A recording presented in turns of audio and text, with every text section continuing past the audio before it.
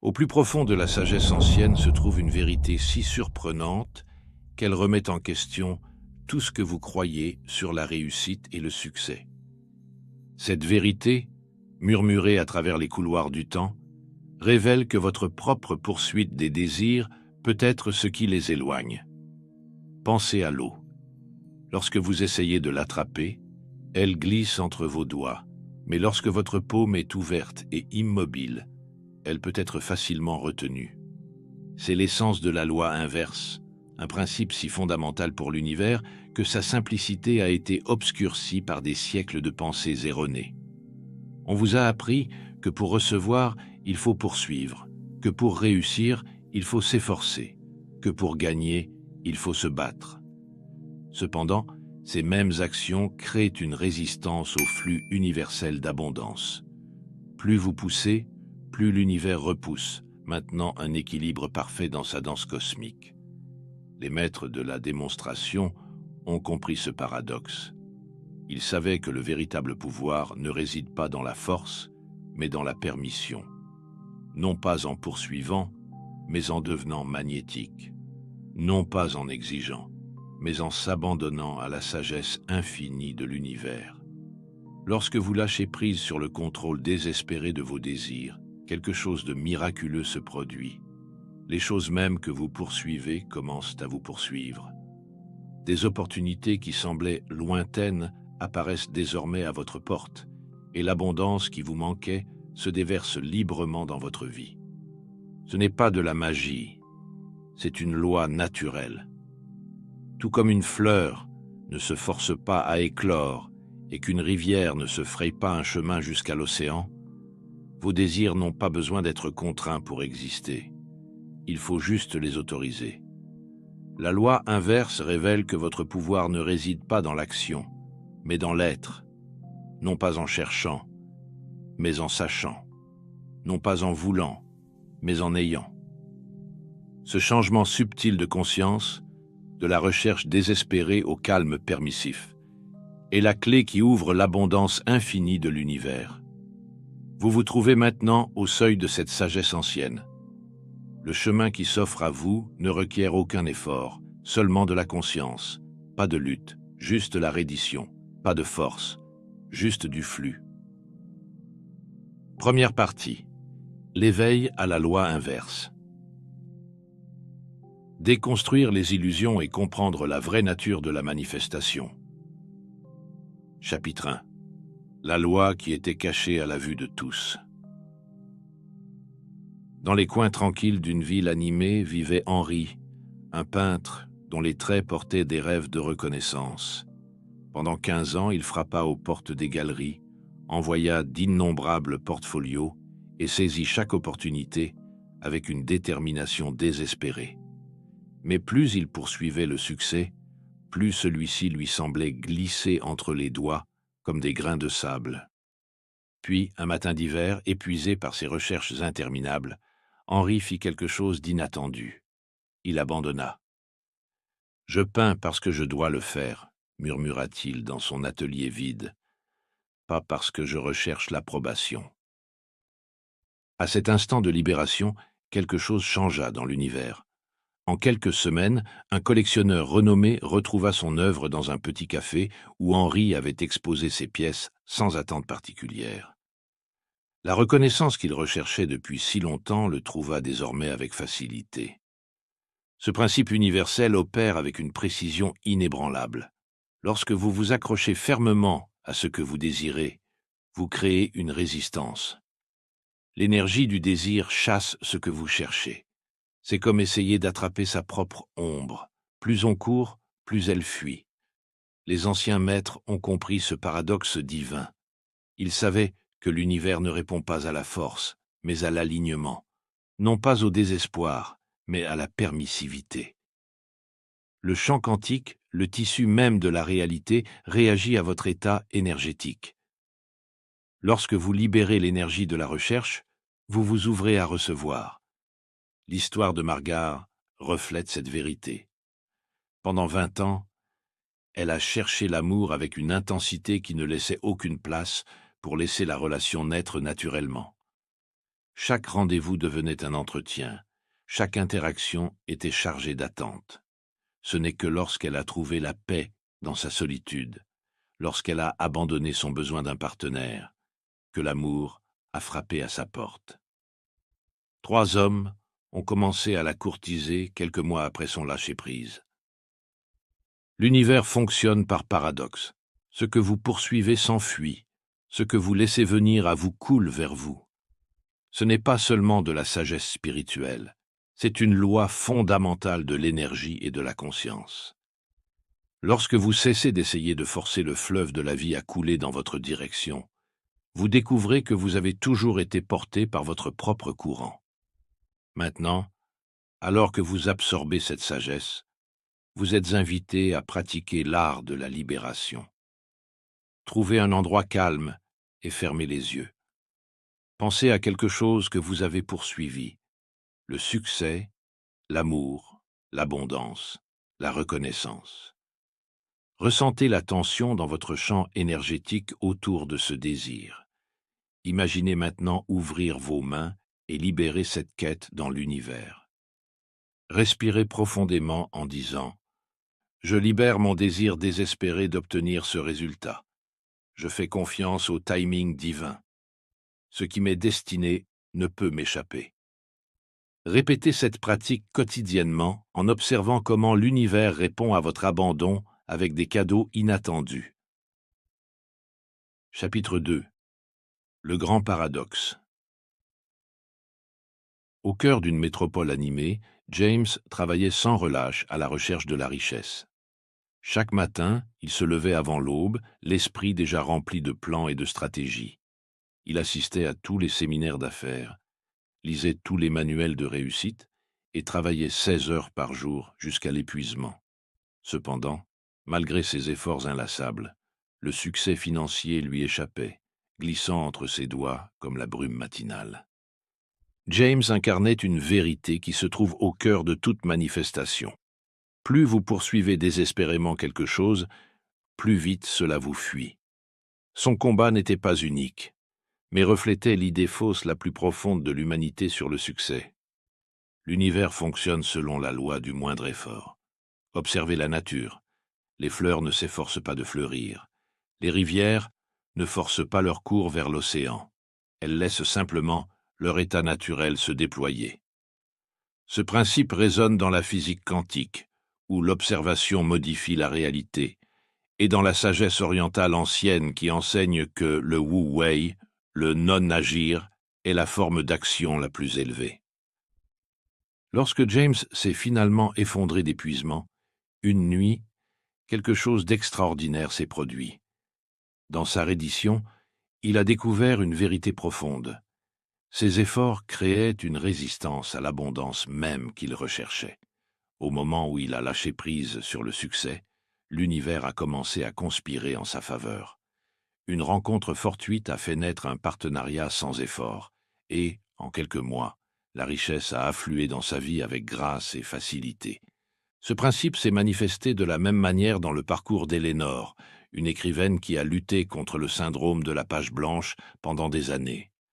Elle forçait les mots à apparaître sur des pages blanches, et sa créativité se flétrissait sous le poids de ses attentes. Jusqu'au jour où elle a complètement abandonné l'idée d'écrire. Elle a commencé à faire de longues promenades, laissant son esprit vagabonder librement. À sa grande surprise, les histoires ont commencé à couler naturellement en elle, comme si elles attendaient simplement qu'elle s'écarte de leur chemin. La lutte n'est pas une condition du succès, mais l'obstacle qui l'empêche.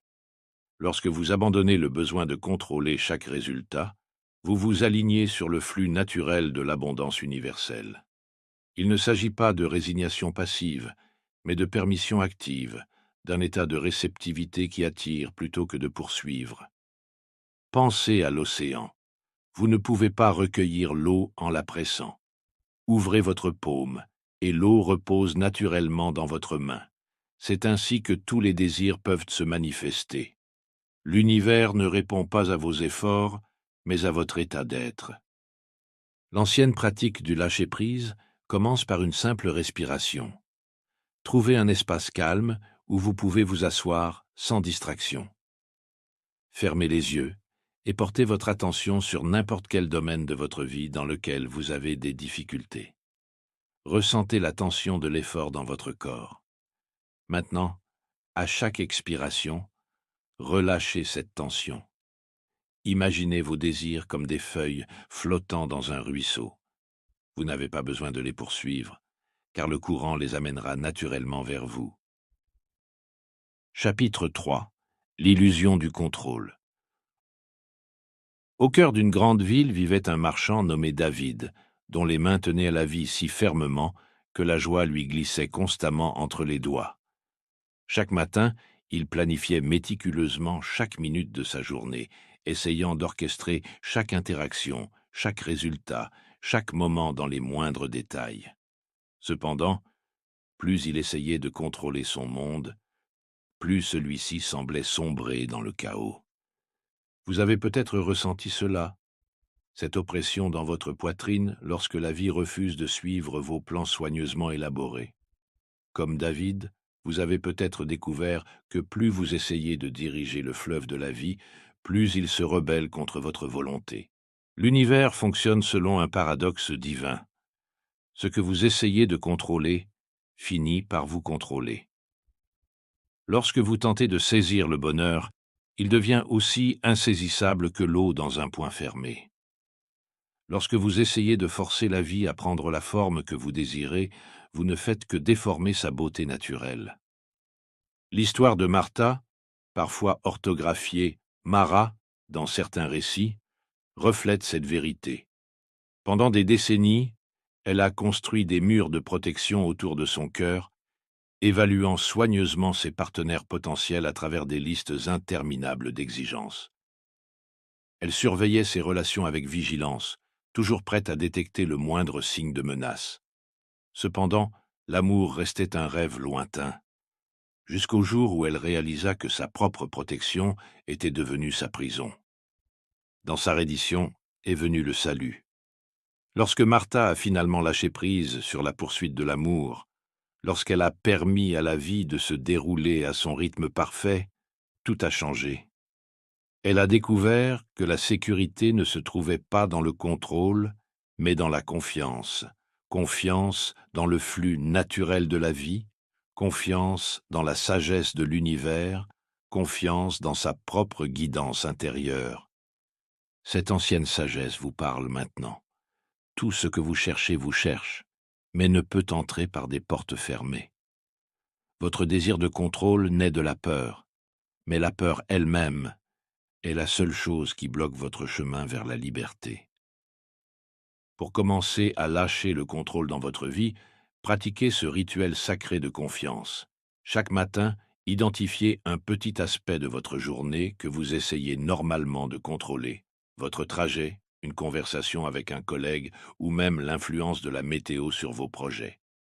Faites le choix conscient de relâcher votre contrôle sur cette chose en lui permettant de se dérouler naturellement.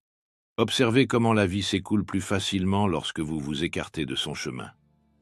En pratiquant cet art doux du lâcher-prise, vous découvrirez que ce que vous recherchiez n'était pas destiné à être capturé, mais simplement autorisé. Chapitre 4. Le pouvoir magnétique de l'immobilité.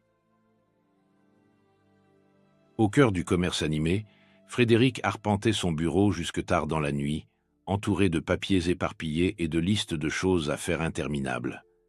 Son esprit s'emballait, cherchant sans cesse des solutions, chacune plus complexe que la précédente. Pourtant, le succès restait insaisissable. Plus il essayait, plus son entreprise semblait résister à ses efforts.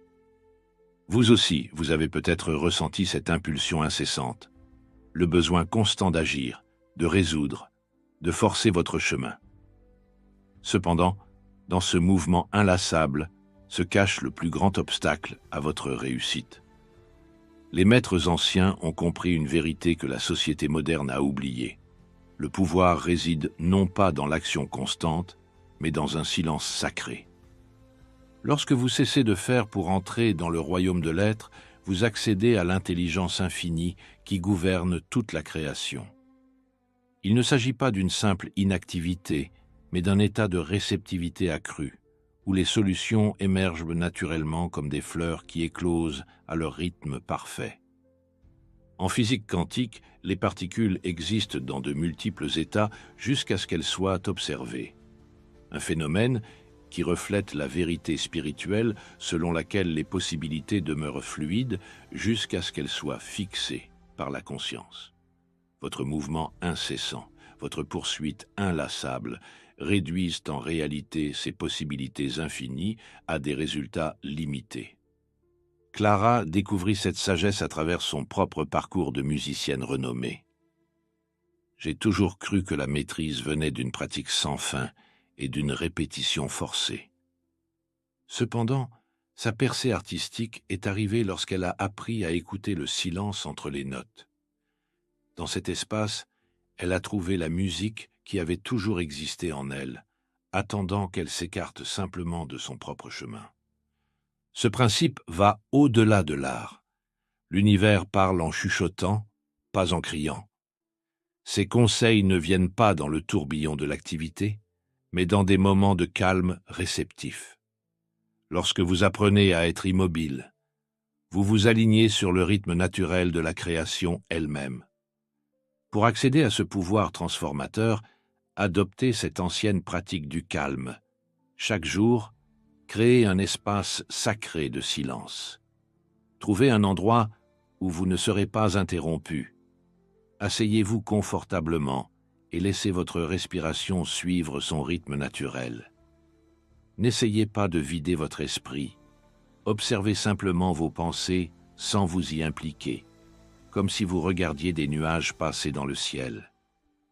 Commencez par 5 minutes et prolongez progressivement ce temps, au fur et à mesure que vous vous sentez à l'aise avec le calme. Dans ces moments de quiétude, gardez vos désirs légèrement présents dans votre conscience, non pas comme des souhaits désespérés, mais comme des graines déjà plantées dans un sol fertile. Ayez confiance que, dans ce silence, vous devenez un aimant pour l'inspiration divine et la manifestation sans effort. N'oubliez pas, les forces les plus puissantes de l'univers, la gravité, l'électricité, le magnétisme, opèrent dans un silence complet. Votre propre pouvoir n'émerge pas de ce que vous faites, mais de ce que vous devenez dans ces instants de calme sacré. Chapitre 5. Pourquoi vous devez vous perdre pour tout trouver? Au cœur d'une métropole animée, Robert se tenait devant le miroir de sa salle de bain, entouré de livres de développement personnel, d'affirmations collées sur chaque surface et d'une liste interminable d'habitudes à adopter. Chaque matin, il s'examinait, cherchant des défauts à corriger, des qualités à améliorer et des aspects de lui-même à perfectionner.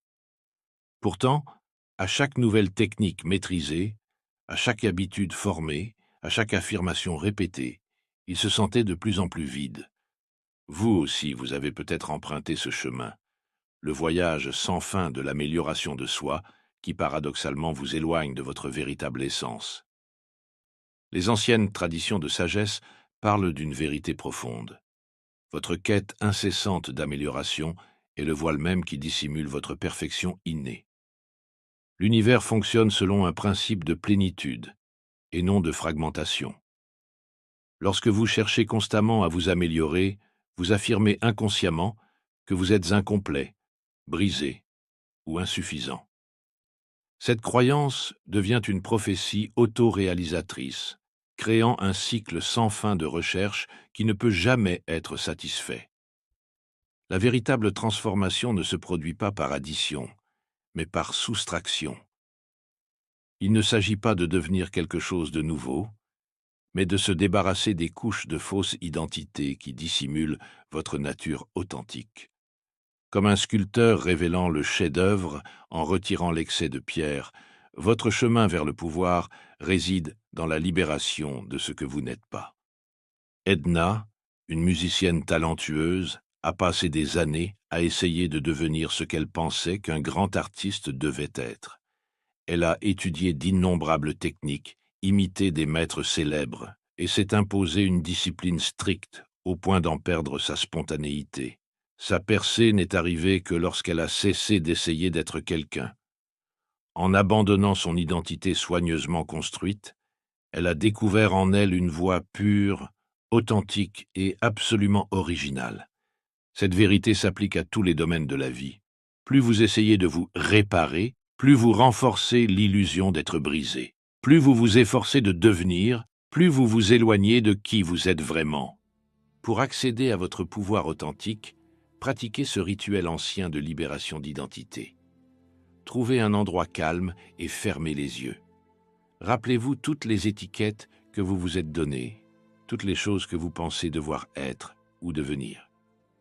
Maintenant, laissez-les se dissoudre, une à une, comme la brume matinale au soleil. Ressentez la légèreté qui accompagne chaque libération. Observez chaque identité disparaître, compétiteur, chercheur, brisé, incomplet. Ne vous précipitez pas pour combler l'espace laissé vide. Reposez-vous simplement dans la conscience qui demeure lorsque toutes les étiquettes s'en vont. Dans cet espace d'existence pure, vous découvrirez que ce que vous cherchiez était déjà présent. Votre véritable pouvoir ne réside pas dans le devenir, mais dans l'être, non pas en ajoutant, mais en libérant, non pas en réparant, mais en reconnaissant la perfection qui a toujours été votre état naturel. Chapitre 6. Le pouvoir de l'observateur. Dans les salles sacrées d'une prestigieuse institution de recherche, Charles observait jour après jour des particules quantiques à travers son microscope. Il remarqua quelque chose d'extraordinaire. Le simple fait d'observer ces particules modifiait leur comportement. Cette révélation ébranla les fondements de sa compréhension scientifique, le conduisant à une vérité ancienne que les mystiques connaissaient depuis des millénaires. Vous êtes au seuil de cette même découverte. Comme Charles l'a constaté, l'observation change la réalité au niveau quantique, et vous possédez également ce pouvoir transformateur de la conscience. Lorsque vous prenez du recul et devenez le témoin de vos pensées et de vos émotions, plutôt que de vous laisser happer par elles, vous initiez un changement profond dans votre réalité. L'univers ne réagit pas à ce que vous pensez, mais à votre relation avec vos pensées. Lorsque vous fusionnez complètement avec un schéma de pensée négatif, vous devenez ce schéma. Mais lorsque vous créez un espace entre vous et vos pensées, vous activez le pouvoir de l'observateur, la conscience qui sous-tend toute expérience. Ce principe s'étend bien au-delà du laboratoire. Les pensées sont de l'énergie et restent des ondes de possibilités tant qu'elles ne sont pas observées. En apprenant à les observer avec détachement, vous transformez ces ondes en réalité choisie. Ce n'est pas qu'une simple théorie. C'est l'application pratique de la mécanique quantique et de la sagesse spirituelle intemporelle. Béatrice découvrit cette vérité au cours de ses heures les plus sombres, submergée par l'anxiété et la peur. Elle avait toujours été à la merci de ces tempêtes émotionnelles. Puis, elle apprit l'art de devenir témoin. Au lieu de dire « je suis anxieuse », elle apprit à observer « il y a de l'anxiété ici ». Ce changement subtil créa un espace entre son vrai moi et le climat temporaire de son état émotionnel. Dans cet espace, elle trouva la liberté. À mesure qu'elle maîtrisait cette pratique d'observation détachée, sa réalité se transforma. Les vagues qui la submergeaient autrefois devinrent de simples nuages dans le vaste ciel de sa conscience. Elle découvrit qu'elle n'était pas ses pensées ou ses émotions, mais le témoin éternel de ces phénomènes passagers. Pour accéder à ce pouvoir de l'observateur, pratiquez cette technique ancienne. Lorsqu'une pensée ou une émotion négative surgit, ne la combattez pas et n'essayez pas de la changer. Au lieu de cela, revenez à la position du témoin. Observez la pensée ou l'émotion comme si vous la regardiez sur un écran. Dites « j'observe cette pensée » plutôt que « c'est ma pensée ». Ressentez l'espace entre votre conscience et la pensée elle-même. Reposez-vous dans cet espace. Remarquez comment la pensée perd de son pouvoir lorsque vous ne vous identifiez plus à elle. C'est le pouvoir de l'observation détachée, le même qui modifie la réalité au niveau quantique et qui œuvre maintenant à travers votre conscience pour transformer votre vie. Chapitre 7. La force secrète qui attire la réalité vers vous. Dans le marché animé de la ville, Arthur se tenait derrière son comptoir, observant les clients potentiels. Pendant des années, il avait maîtrisé toutes les techniques de vente, mémorisé d'innombrables scripts et peaufiné ses arguments. Pourtant, le succès restait insaisissable. Chaque jour se transformait en lutte épuisante pour convaincre les gens d'acheter. Puis, un matin, Arthur tomba malade.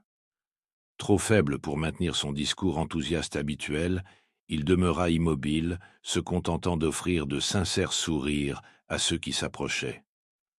À sa grande surprise, plus de personnes que jamais s'arrêtèrent à son stand. Sans la pression de ses tactiques de vente, les clients furent séduits par sa présence authentique. Il restait plus longtemps, posait des questions et achetait davantage que lorsqu'il essayait de vendre. Ce principe régit tous les aspects de la vie. La loi de l'effort inverse révèle que plus vous poursuivez quelque chose, plus la vie résiste. Lorsque vous libérez le besoin de tout faire bouger, vous vous alignez sur le flux naturel de l'énergie universelle. Il ne s'agit pas d'une résignation passive, mais d'une permission active, d'un état de conscience réceptif qui attire à vous les désirs de votre cœur. Pensez à l'eau. Quand vous essayez de l'attraper, elle vous échappe. Lorsque votre main est ouverte, elle s'y accumule naturellement. Ce même principe s'applique au succès, à l'abondance et aux relations. L'univers ne répond pas à votre effort, mais à votre état d'être. Dorothy comprit cette vérité après des années passées à chercher l'amour. Elle avait participé à tous les événements sociaux, s'était inscrite sur d'innombrables sites de rencontres et avait créé le profil parfait. Pourtant, la véritable connexion restait hors de portée. Ce n'est que lorsqu'elle arrêta de chercher, vraiment arrêta de chercher, que tout changea. Au cours d'un après-midi tranquille, alors qu'elle faisait enfin la paix avec sa solitude, elle rencontra quelqu'un qui allait changer sa vie.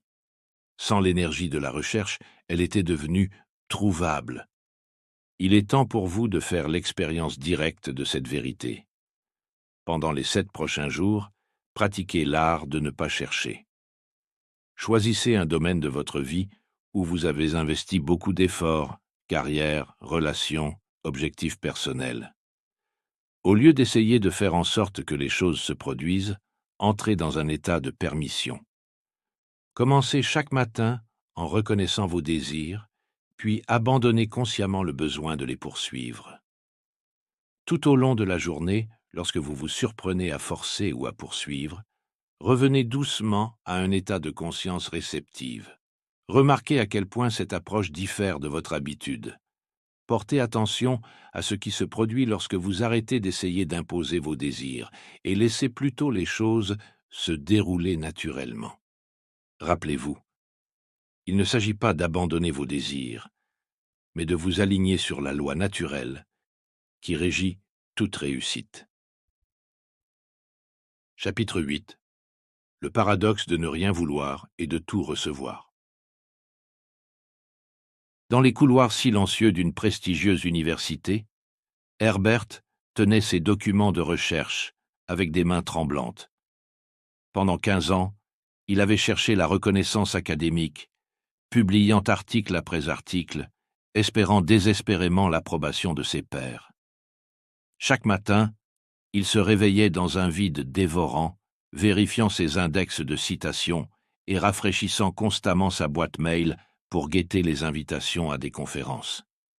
Vous avez peut-être connu ce sentiment, le désir constant qui consume vos pensées et vous rend incapable d'apprécier l'instant présent.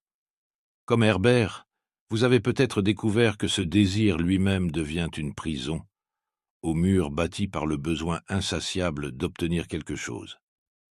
Les anciens maîtres ont souvent déclaré « l'attachement est la racine de la souffrance ». Toutefois, cela ne signifie pas qu'il faut abandonner ses rêves. Ils enseignaient plutôt que la véritable manifestation se produit dans l'espace entre le désir et le lâcher-prise. Lorsque Herbert comprit enfin cette sagesse, tout changea. Une nuit, après une énième lettre de refus, il rangea tous ses papiers dans un tiroir et partit se promener. Pour la première fois depuis des années, il se permit d'exister sans chercher à prouver sa valeur. Il commença à enseigner non pas pour la reconnaissance, mais pour le pur plaisir de partager son savoir. En quelques semaines, un événement extraordinaire se produisit. Les opportunités qu'il avait jadis traquées se présentèrent à lui presque sans effort. Ce principe opère à travers un mécanisme subtil de conscience. Lorsque vous désirez intensément quelque chose, vous transmettez à l'univers une fréquence de manque. Cette fréquence repousse les choses mêmes que vous désirez. Mais lorsque vous libérez le désir tout en maintenant une intention claire, vous entrez dans un état de permission magnétique. Pour passer du désir à la réception, pratiquez ce rituel ancien de libération. Chaque nuit, asseyez-vous en silence et rappelez-vous vos désirs les plus profonds. Ressentez-les pleinement.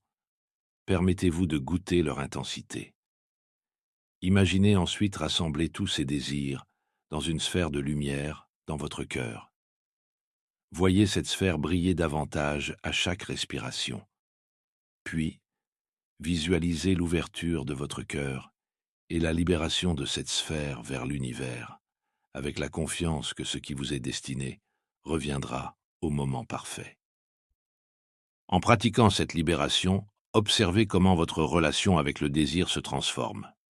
Comme Herbert, vous constaterez peut-être que les choses mêmes que vous poursuiviez autrefois commencent à vous poursuivre.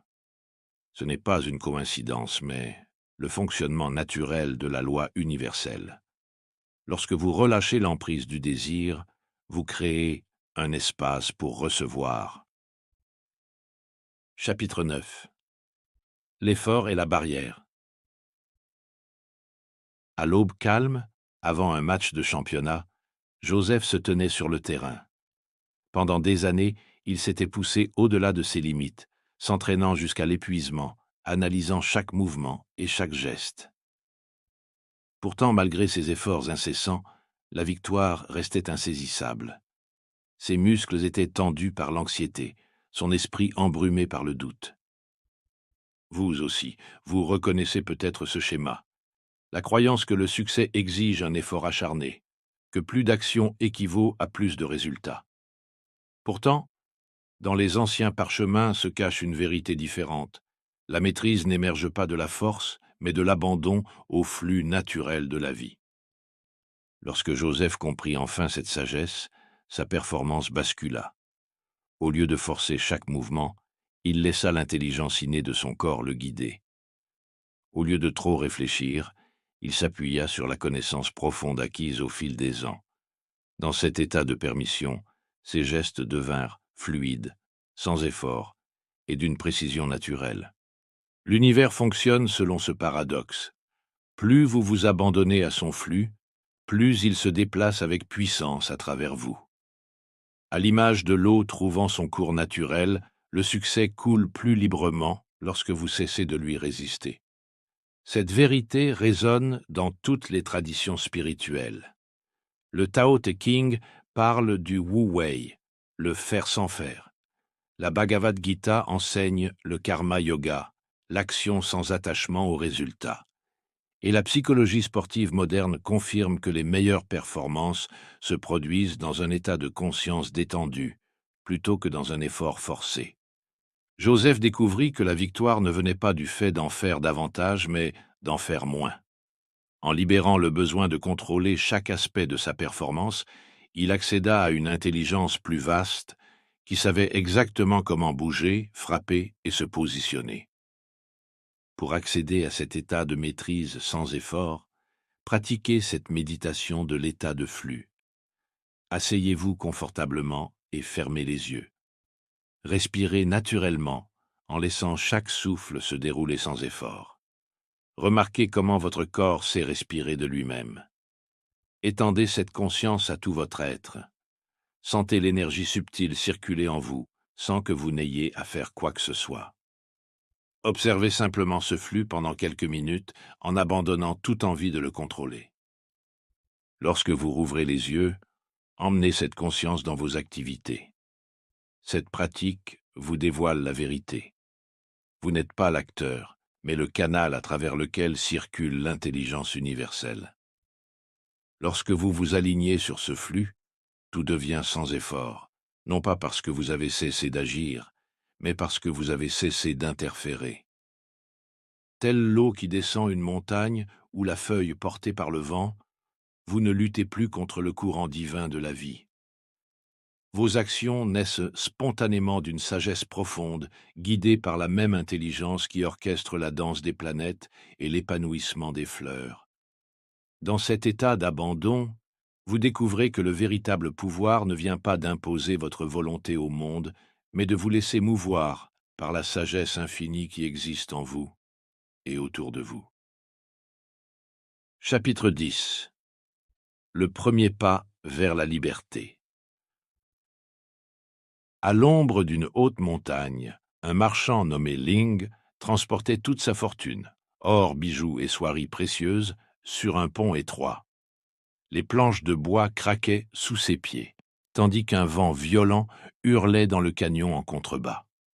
À chaque pas, son emprise se resserrait sur ses trésors, ses jointures blanchies par la peur de tout perdre. Vous aussi, vous vous accrochez peut-être fermement à ce que vous appréciez le plus. Mais en cet instant, vous vous tenez au seuil d'une puissante vérité, une vérité qui a transformé des vies au fil des siècles. Alors que Léang avançait lentement, le vent devenait plus fort, et ses biens, de plus en plus lourds, rendaient chaque pas périlleux. Puis vint la leçon qui allait changer sa vie à jamais.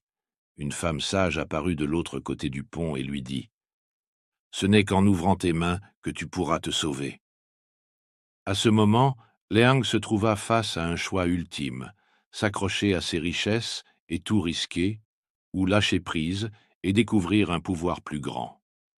Lorsqu'il relâcha enfin son emprise, laissant ses trésors se disperser dans le vent, il ressentit un soulagement immédiat. Son corps s'allégea, ses mouvements devinrent assurés, et il traversa le pont sans encombre. À sa grande surprise, il découvrit que tous ses biens avaient été portés par le vent jusqu'à l'autre rive, soigneusement déposés là, en sécurité. Cette sagesse ancienne révèle le paradoxe du véritable pouvoir. La reddition n'est pas une défaite, c'est la porte vers la maîtrise. Quand vous relâchez votre emprise désespérée sur les résultats, vous vous alignez sur l'intelligence infinie de l'univers. Cette force, bien plus grande que la volonté individuelle, peut orchestrer des possibilités dépassant l'imagination. L'univers fonctionne grâce à la confiance, et non au contrôle. Comme l'eau qui contourne les obstacles, il trouve son chemin parfait lorsqu'il n'est pas obstrué par la peur. Votre rôle n'est pas de forcer, mais de permettre, non pas de diriger, mais de vous aligner. Un moine errant nommé Kai découvrit cette vérité lorsqu'il se perdit dans un désert immense. Pendant des jours, il lutta contre un environnement hostile, cherchant désespérément à retrouver son chemin. Ce n'est qu'en se soumettant au désert, en observant les indices subtils, la direction du vent, la forme des dunes, le mouvement des étoiles, qu'il fut guidé jusqu'à une oasis salvatrice. Maintenant, expérimentez cette reddition radicale. Pratiquez ce rituel. Tenez-vous debout dans un espace ouvert, les bras levés, les paumes tournées vers le ciel. Fermez les yeux et imaginez tout ce dont vous avez tenté de contrôler l'issue, désir, peur, attachement. Ressentez le poids de ces fardeaux. Puis, commencez à les libérer, un par un, dans l'espace infini au-dessus de vous. Laissez vos mains s'ouvrir progressivement, laissant chaque inquiétude s'envoler comme des feuilles au vent. Ressentez la légèreté qui accompagne chaque libération. Restez dans cette posture d'abandon complet jusqu'à ce que vous perceviez un changement profond dans votre énergie. de l'attachement à l'accueil, de la force à la permission. Cette pratique peut susciter de la peur, l'ego résiste à l'abandon. Mais souvenez-vous, le véritable pouvoir vous attend de l'autre côté du lâcher-prise. Tout comme Léang découvrit l'abondance en lâchant prise et Kai trouva son chemin en s'abandonnant, vous verrez que ce que vous cherchez vous cherche également. Deuxième partie, maîtrisez la loi inverse. Utilisez la loi pour libérer une manifestation et un pouvoir illimité. Chapitre 11. Manifestation sans effort. Dans le silence qui précède l'aube, Walter était assis à son bureau, entouré de lettres de refus. Chaque mot semblait être un poids physique, écrasant ses rêves. Pendant 15 ans, il avait pourchassé la publication, réécrivant son roman d'innombrables fois pour plaire à des critiques imaginaires. Il en avait perdu l'essence. Vous aussi, vous reconnaissez peut-être ce schéma, la quête effrénée de validation externe qui épuise l'âme de ses plus belles créations. Pourtant, au cœur de cette lutte se trouve une vérité sacrée, qui a guidé les maîtres depuis des siècles. Lorsque Walter abandonna finalement, quelque chose d'extraordinaire se produisit. Il rangea son manuscrit et se mit à écrire uniquement pour le plaisir, créant des histoires qui faisaient chanter son cœur, sans aucune considération pour l'avis des éditeurs ou des critiques. Dans cet état de pure création, ses mots coulèrent comme un ruisseau limpide. Un éditeur, qui reconnut la force authentique de son œuvre, le contacta. Cela reflète le principe universel de la création sans effort. Les anciens mystiques comprenaient que toute manifestation commence dans le royaume invisible de l'énergie. La physique quantique moderne confirme maintenant ce que les sages d'autrefois savaient. L'observation façonne la réalité. Lorsque vous créez à partir d'un lieu d'alignement plutôt que d'effort, vous accédez à la même force qui fait germer les fleurs et naître les étoiles. Le parcours de Liliane en témoigne. Elle passa des années à perfectionner ses CV, à développer son réseau et à travailler d'arrache-pied pour décrocher le poste de ses rêves. Pourtant, le succès lui échappait. Puis elle opéra un changement radical. Au lieu de chercher des opportunités, elle commença à vivre comme si elle occupait déjà ce poste rêvé. Elle décora son espace de travail comme elle l'avait imaginé, organisa ses journées avec la confiance de quelqu'un exerçant déjà son métier idéal.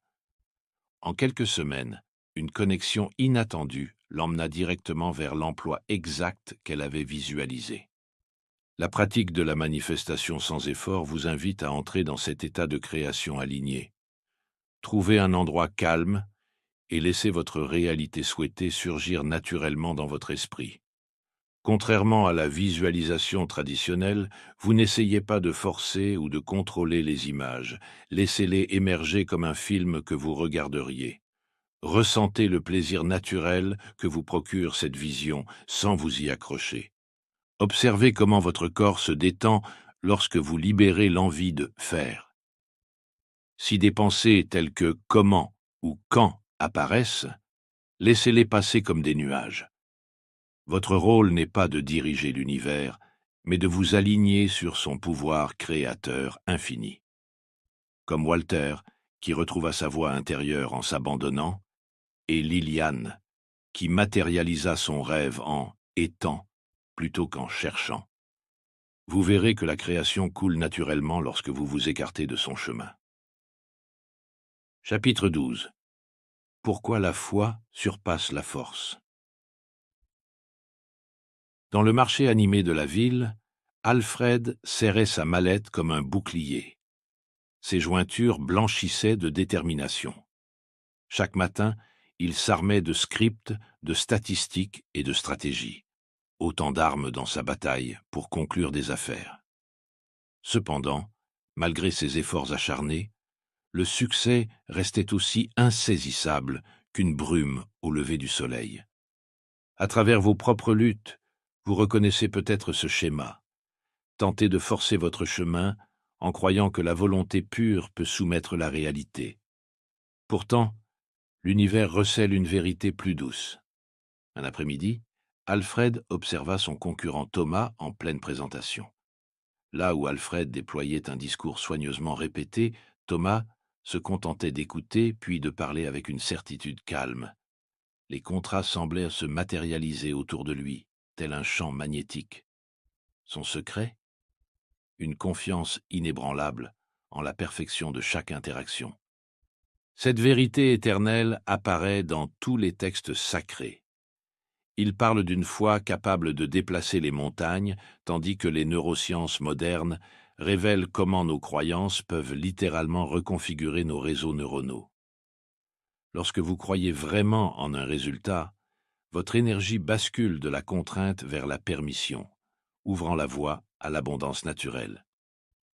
Le parcours de Florence, en quête de guérison, illustre ce principe.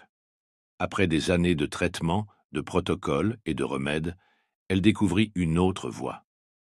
Au lieu de lutter contre son corps, elle se mit à faire confiance à son intelligence intérieure. Chaque matin, elle posait ses mains sur son cœur et ressentait la force divine circuler dans ses cellules. Elle cessa de chercher frénétiquement des solutions pour plutôt croire en sa capacité innée à se rétablir. En quelques mois, ses médecins constatèrent, stupéfaits, une amélioration spectaculaire de sa santé, non pas grâce à la lutte, mais grâce à l'abandon au pouvoir de guérison naturelle de son être. Pour activer ce même pouvoir de foi en vous, trouvez un endroit calme et asseyez-vous confortablement. Fermez les yeux et songez à quelque chose que vous avez tenté de forcer. Ressentez la tension que cette lutte a créée dans votre corps. Imaginez maintenant que vous abandonniez complètement cet effort, comme si vous laissiez tomber un sac trop lourd que vous avez porté. Laissez votre respiration s'approfondir en entrant dans un état de confiance totale. Ressentez le soulagement de savoir que ce que vous recherchez est déjà en route vers vous. Il n'y a rien à prouver, rien à promouvoir, rien à concrétiser de force. L'intelligence de l'univers dépasse de loin vos plans et vos stratégies. Restez dans cette sensation de foi absolue pendant plusieurs minutes, laissant toute question de comment ou de quand s'évanouir. Pratiquez cet abandon chaque jour et observez comment la vie répond, non pas à vos efforts, mais à votre confiance. Chapitre 13. Faire confiance à l'univers. Dans un modeste studio rempli de calendriers et de plans méticuleusement organisés, Thomas passait ses journées à essayer d'orchestrer chaque instant de son avenir. Ses tiroirs débordèrent de plans B pour ses plans A, et chaque scénario était soigneusement détaillé. Pourtant, la vie semblait se délecter à démêler ses intentions, aussi prudentes fussent-elles. Vous aussi, vous connaissez peut-être ce schéma. Calculez sans cesse, vous préparez à toute éventualité, sous l'illusion qu'une planification infaillible peut contrôler l'incontrôlable. Mais la sagesse éternelle enseigne le contraire. Au fil des siècles, les plus grands esprits ont reconnu que la certitude véritable se trouve au cœur de l'incertitude. Einstein parlait du mystère comme berceau de la véritable science. Bouddha enseignait que la paix découle non pas d'une assurance sur l'avenir, mais de l'abandon à ce qui est. Il ne s'agit pas simplement de philosophie, mais d'une réflexion profonde sur la nature de la réalité. Lorsque Thomas fut finalement contraint de renoncer à ses plans par les circonstances de la vie, il fit une découverte prodigieuse. Un courant plus profond le portait en avant, bien plus intelligent que ses stratégies. La vie se mit à circuler avec une aisance inédite, lui apportant des opportunités et des solutions imprévues. Ce phénomène rappelle le parcours d'Evel, qui avait passé des années à créer les conditions parfaites pour trouver l'amour. Des listes de critères, des rencontres soigneusement planifiées, des checklists interminables. Mais la véritable connexion n'apparut que lorsqu'elle mit de côté ses exigences et fit confiance au déroulement naturel de la vie. Un soir, après avoir annulé un énième rendez-vous trop calculé, Evel entra dans un café de quartier, sans attente ni agenda. C'est là qu'elle rencontra quelqu'un qui bouleversa son existence. Cette rencontre défia ses nombreux critères, mais ouvrit son cœur d'une manière que ses plans n'auraient jamais pu accomplir. Pour intégrer cette sagesse, consacrez une journée entière à une pratique de confiance radicale. Commencez votre matinée en déclarant qu'il s'agit d'une journée sans planification. Lâchez prise sur vos horaires, vos attentes, votre besoin de tout maîtriser.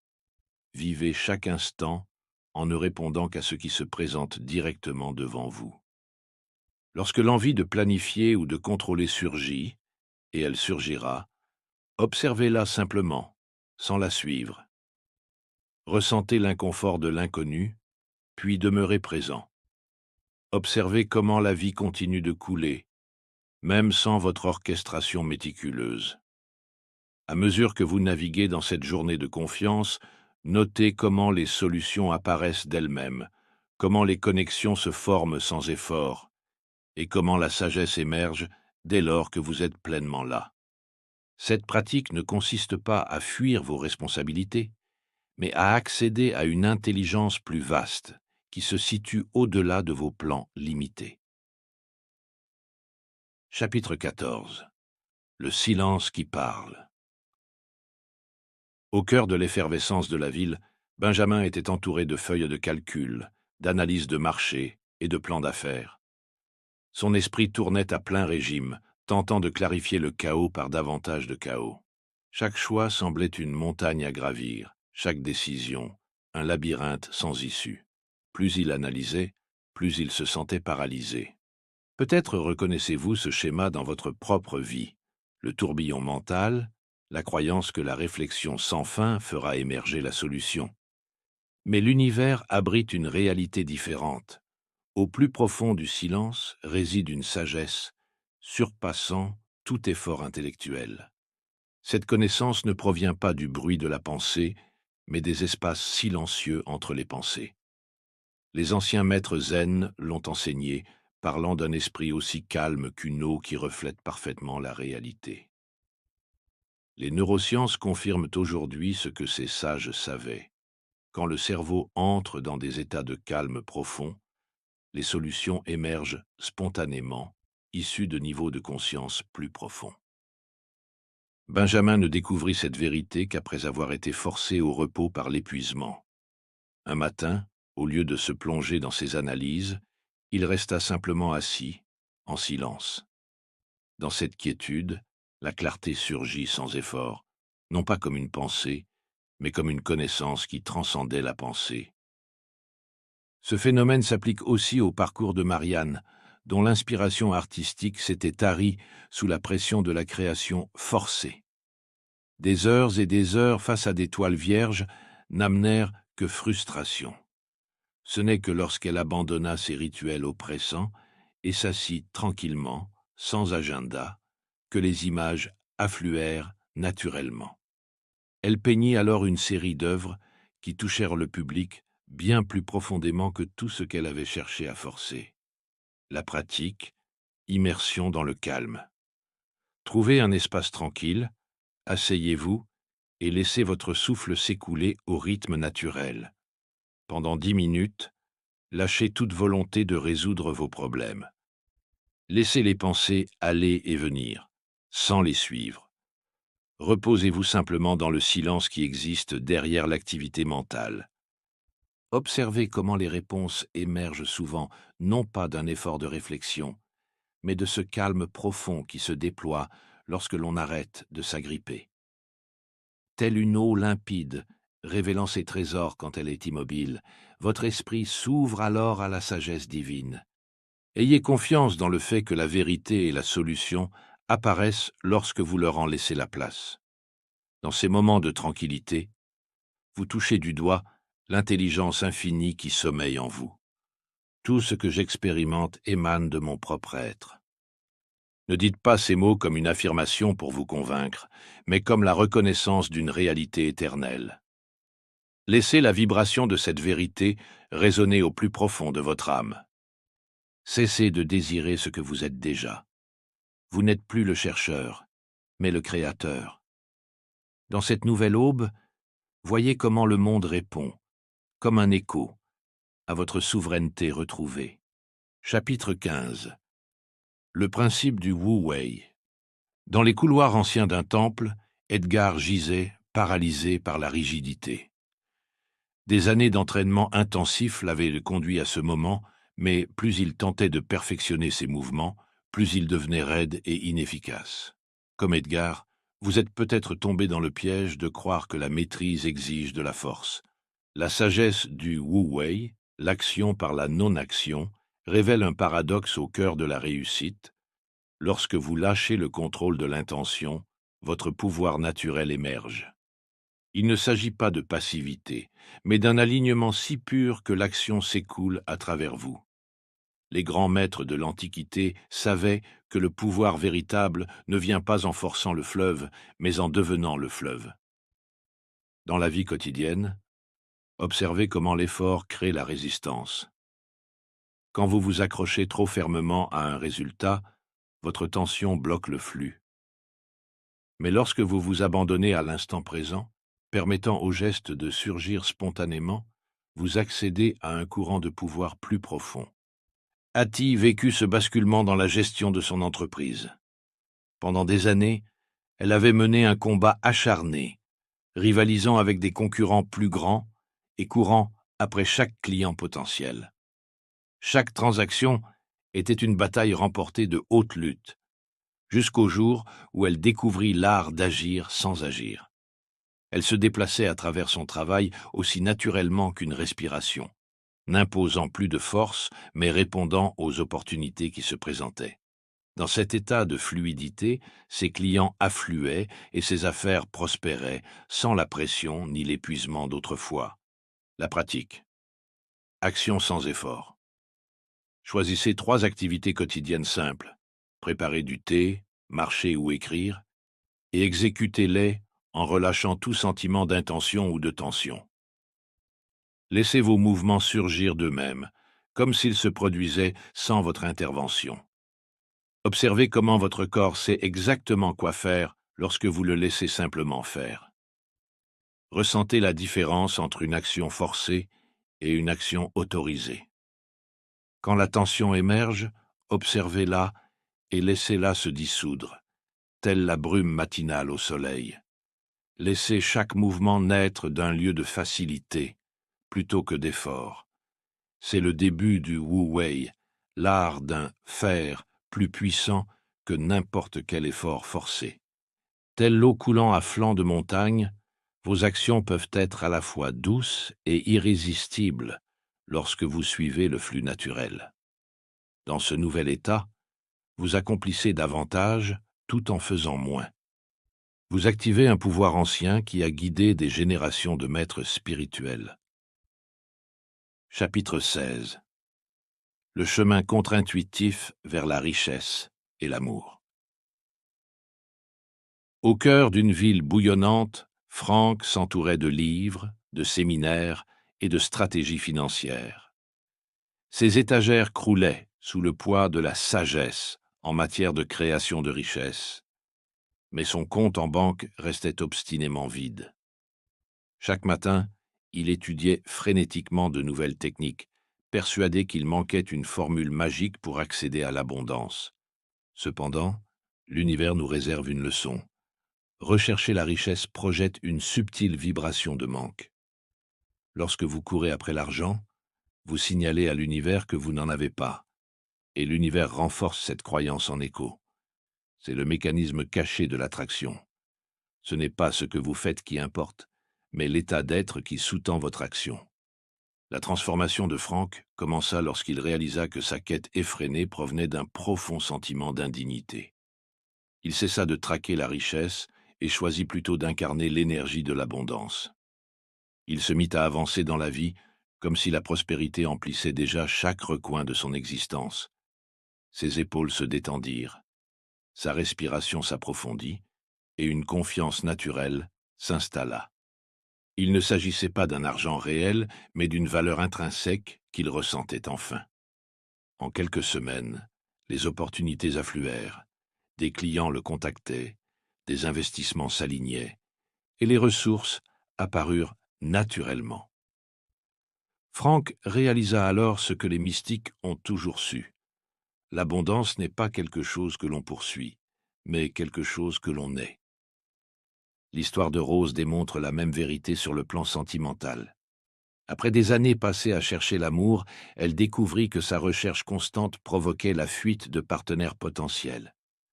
Lorsqu'elle cessa de chasser l'amour et commença à rayonner d'estime de soi, tout changea. Elle décida de vivre chaque journée dans la plénitude d'une personne qui sait qu'elle est aimée et digne d'amour. Sans effort, l'amour vint la trouver, attiré par l'éclat d'une plénitude enfin reconnue. La pratique, incarnez vos désirs. Pendant les 7 prochains jours, entraînez-vous à être, plutôt que de chercher. Choisissez un domaine où vous avez beaucoup cherché des résultats. Argent, amour, succès. Chaque matin, prenez 3 respirations profondes et laissez l'énergie de ce désir déjà réalisé remplir votre être. Avancez dans la journée, comme si vous aviez déjà ce que vous voulez. Parlez comme si vous aviez déjà atteint votre but. Observez comment ce basculement affecte la manière dont les autres interagissent avec vous, comment les opportunités apparaissent et comment votre réalité s'aligne peu à peu sur votre nouvel état intérieur. Ce n'est pas de la comédie, mais la permission donnée à votre subconscient et à l'univers de répondre à votre vibration de plénitude. Chapitre 17. L'art de faire moins et d'accomplir plus. Dans les tours étincelantes d'un empire d'entreprise, Oscar travaillait jusqu'à l'épuisement. Son agenda était saturé de réunions, sa boîte mail débordante et son esprit surchargé de stratégies infinies. Pourtant, malgré son activité frénétique, la véritable réussite lui échappait. On vous a enseigné que le succès exige un effort maximal, que plus vous agissez, plus vous réussissez. Mais cette illusion vous enferme dans un cycle d'actions inutiles, tandis que le flux naturel de l'univers se propage sans vous. La vérité repose sur un principe ancien, aujourd'hui corroboré par l'observation moderne. Quelques actions essentielles produisent la majeure partie de vos résultats. C'est la fameuse loi de Pareto, 80-20, qu'on peut également voir comme une loi spirituelle de simplicité. Lorsque vous vous alignez sur ce principe, vous entrez en résonance avec le flux cosmique du moindre effort. La transformation d'Oscar débuta lorsqu'il se libéra des tâches qui ne lui apportaient que peu de valeur. Il arrêta de vouloir tout faire et se consacra à ces rares actions générant le plus d'impact. Il découvrit alors la puissance de l'action inspirée, ces moments où l'univers lui soufflait la bonne idée, au bon moment, sans qu'il ait à la forcer. L'histoire de Boula suit la même trajectoire dans le domaine de la guérison. Elle passa des années à suivre des protocoles complexes, des régimes drastiques et des soins à n'en plus finir. Sa vraie percée se produisit quand elle simplifia tout, ne conservant que ce qui résonnait vraiment en elle. Alors, l'intelligence naturelle de son corps émergea. La pratique, détoxification de l'effort. Pendant 3 jours, entraînez-vous à éliminer systématiquement les efforts superflus. Commencez par lister toutes vos obligations et vos tâches. Ensuite, dans un état de calme, demandez-vous: quelles sont les actions réellement utiles? Qu'est-ce qui naît d'une inspiration authentique plutôt que d'une obligation? Supprimez ou déléguez tout le reste. Lorsque vous hésitez sur une tâche, faites une pause et interrogez-vous: est-ce essentiel? Est-ce la façon la plus simple de faire? Renoncez à la compulsion de vouloir remplir chaque instant. Observez votre énergie se recentrer sur l'essentiel et comment l'inspiration vous guide naturellement vers l'efficacité. Ce n'est pas de la paresse, mais une harmonisation à la simplicité élégante de l'univers, où moins d'actions génèrent de meilleurs résultats. En adoptant cette pratique de action sans effort, vous constaterez combien la nature, dans sa magnificence, œuvre au travers de la simplicité et non de la complexité imposée. Chapitre 18. La beauté de l'incertitude. Dans une petite ville, Harold planifiait sa vie à la minute près. Chaque matin, il vérifiait 3 fois la météo avant de choisir ses vêtements.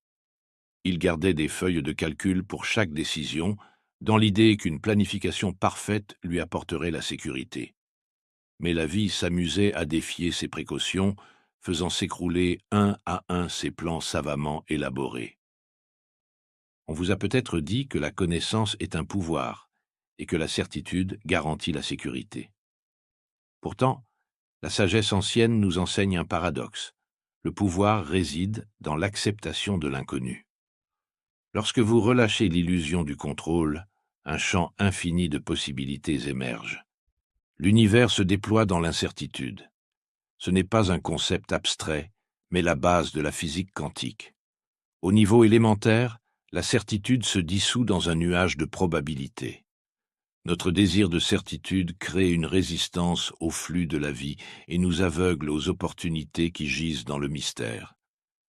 La transformation d'Harold commença lorsque ses plans furent anéantis par des circonstances imprévues.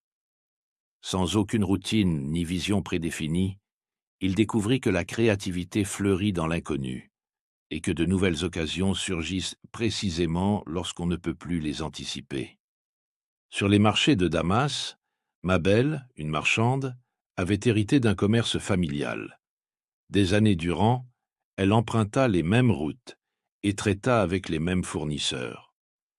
Lorsque des intempéries détruisirent de sa route commerciale habituelle, elle fut obligée d'explorer de nouveaux itinéraires. Dans cette incertitude forcée, elle découvrit des produits exotiques, de nouveaux clients et une prospérité qu'elle n'aurait jamais atteinte en se cantonnant à ses vieilles habitudes. La pratique. Accueillir l'incertitude. Demain, faites un pas volontaire vers l'inconnu. Renoncez à vos routines ou à vos attentes habituelles. Laissez tomber vos plans, vos listes de tâches, et commencez la journée comme une toile blanche. Lorsque votre esprit réclame de la certitude, rappelez-vous, je choisis de m'ouvrir aux possibilités infinies. Faites des choix qui vous écartent de vos sentiers battus. Prenez un autre chemin pour aller au travail. Engagez la conversation avec un inconnu. Testez une activité nouvelle. Lorsque l'anxiété face à l'inconnu émerge, respirez et observez-la, au lieu de vous précipiter pour la fuir. Voyez comment l'incertitude ouvre des portes que votre besoin de contrôle maintient fermées. Percevez comment, en lâchant la nécessité de tout savoir, vous créez un espace où l'univers peut opérer sa magie. Il ne s'agit pas d'imprudence, mais d'un alignement avec l'état naturel de l'univers, un potentiel infini. À mesure que vous abandonnez vos certitudes, remarquez les synchronicités et les opportunités inattendues. Chaque instant passé à embrasser l'inconnu renforce votre confiance dans cette force supérieure qui orchestre toutes choses. Chapitre 19. Le pouvoir de la non-résistance. Dans les hautes terres d'Écosse, Léonard se tenait au bord d'une rivière déchaînée. Des années durant, il avait lutté contre tous les obstacles de sa vie. Revers professionnels, difficultés relationnelles, problèmes de santé. Chaque défi devenait un combat qui le laissait exténué. Vous aussi. Vous avez peut-être été conditionné à vous battre, à pousser, à résister à tout ce qui se dresse sur votre route. Pourtant, au plus profond de la sagesse intemporelle, une révélation attend. L'art de la non-résistance est plus puissant que toutes vos luttes combinées. Lorsque vous résistez au flux de la vie, vous créez des turbulences qui épuisent votre énergie et obstruent votre chemin naturel. Tel un rocher s'opposant au courant, votre résistance génère plus de chaos qu'elle ne protège quoi que ce soit. L'univers fonctionne pourtant avec une précision parfaite. Votre résistance ne fait que perturber cette intelligence. La transformation de Léonard s'enclencha le jour où il observa l'eau se courber sans effort autour des rochers. Elle n'avait jamais besoin de lutter, et pourtant, elle atteignait toujours sa destination. À cet instant, il comprit que la puissance de l'eau résidait dans sa souplesse. non pas dans la force. Dans les ruelles inondées de Venise, Agnès gérait une petite auberge, oscillante entre saisons fastes et creuses. Elle se débattait chaque hiver pour maintenir coûte que coûte le flux financier d'un été qui s'était évanoui. Ce n'est que lorsqu'elle accepta pleinement les rythmes naturels des saisons qu'elle s'ouvrit à l'inspiration. Elle profita des mois calmes pour innover, se renouveler et créa de nouveaux services qui rendirent finalement son auberge plus florissante que jamais. La pratique, libérer la résistance. Pendant 3 jours, soyez attentifs aux endroits où vous luttez contre le flot de la vie. Repérez la tension dans votre corps, la rigidité de vos pensées, chaque fois que les circonstances s'écartent de vos plans. Plutôt que de vous opposer à ce qui est, entraînez-vous à dire « oui » à l'instant présent. Commencez chaque matin en fixant l'intention. Aujourd'hui, je me laisse porter par la vie au lieu de la combattre. Lorsque des défis surgissent, relâchez votre corps au lieu de le crisper. Observez comme les solutions apparaissent plus facilement quand vous ne les contraignez plus par votre résistance. Cette voie ancienne n'est pas la capitulation, mais l'alignement avec l'intelligence universelle, plutôt que de vous y opposer. Telle l'eau qui se ferait un chemin, vous découvrirez que l'acceptation a plus de pouvoir que la résistance. En abandonnant la volonté de contrôler la vie, vous vous connectez à un flux qui vous guide vers le plus grand bien. Chaque respiration devient alors un rappel de s'assouplir, de céder et de faire confiance. Chapitre 20. La clé finale. Au centre d'une ville animée, Clarence s'agrippait à ses plans et à ses tableaux de bord, comme à des bouées de sauvetage contre l'incertitude. Chaque matin, il se levait, angoissé à l'idée de manquer la moindre occasion ou de commettre la moindre erreur. Ses stratégies, pourtant méticuleuses, semblaient constamment contrecarrées par l'imprévisible. On vous a peut-être enseigné que le contrôle apporte des résultats et que la planification assure la victoire. Mais voici la vérité la plus profonde. Lorsque vous relâchez tout contrôle, le flux de la vie, infini et parfait, vous mène précisément où vous devez être. L'univers n'agit pas pour vous, mais à travers vous. Chaque tentative de forcer votre volonté à contre-courant crée une résistance qui éclipse la magie naturelle de la vie. Lorsque Clarence abandonna finalement ses projets, acceptant l'invitation à se laisser porter, tout se transforma. Des opportunités apparurent sans effort, des connexions se tissèrent spontanément, et le succès se présenta au-delà de tout ce qu'il avait envisagé. Cette vérité est partagée par d'innombrables traditions spirituelles. Le courant de la vie, c'est toujours le chemin parfait. Comme une feuille portée par un ruisseau, vous atteignez votre destination non pas par effort, mais par abandon total au courant. Dans une petite ville côtière, Ma avait cru pendant des décennies qu'elle était l'unique architecte de son destin. Elle tenta de contrôler chaque détail et força chaque résultat jusqu'à en être épuisée. Puis un matin, alors qu'elle observait l'océan façonner le littoral, elle réalisa que l'eau ne luttait pas pour créer ces motifs harmonieux. Cela arrivait simplement. Quand Ma laissa la vie se dérouler d'elle-même, elle découvrit qu'elle n'avait jamais eu besoin de contrôle. Le courant l'avait toujours portée, sa résistance seule la retardait. Dès lors, emportée par le flot, elle vit s'accomplir tout ce qu'elle avait jusqu'alors tenté de forcer. La pratique. Rituel d'abandon total. Trouvez un endroit paisible, fermez les yeux et imaginez-vous tel de l'eau, parfaitement fluide, n'offrant aucune résistance au courant qui vous guide. Sentez-vous devenir aussi malléable que la brume, aussi adaptable que le vent. Pour les prochains jours, commencez chaque matinée en relâchant consciemment tout effort forcé, toute pensée rigide, tout muscle contracté.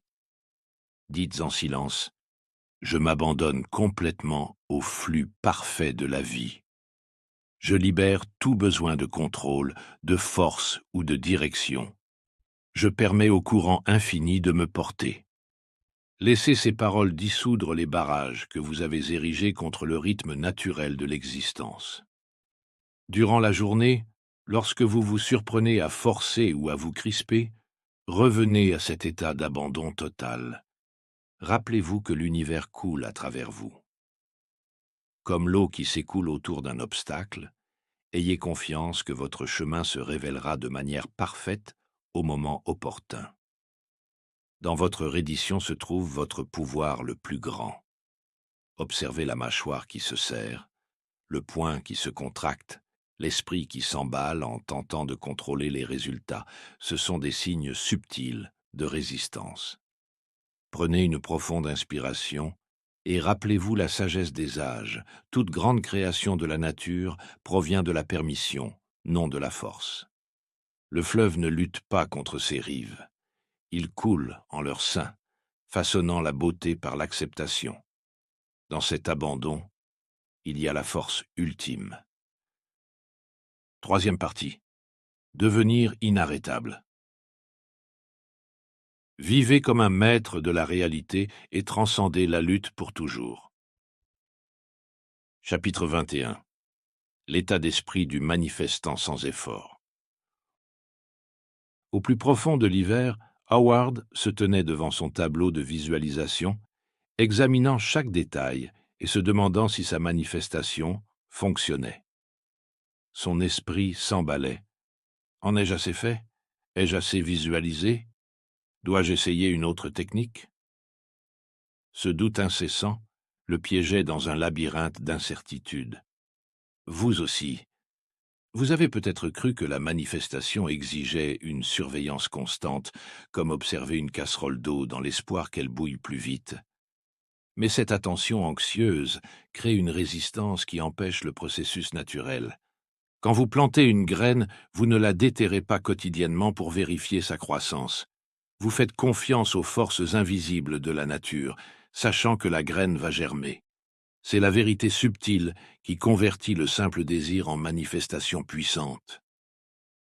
Le subconscient, ce portail antique vers le pouvoir universel, ne répond pas à l'espoir, mais à la conviction. Lorsque Howard cessa enfin de s'interroger et s'installa dans une certitude paisible, sa réalité se transforma.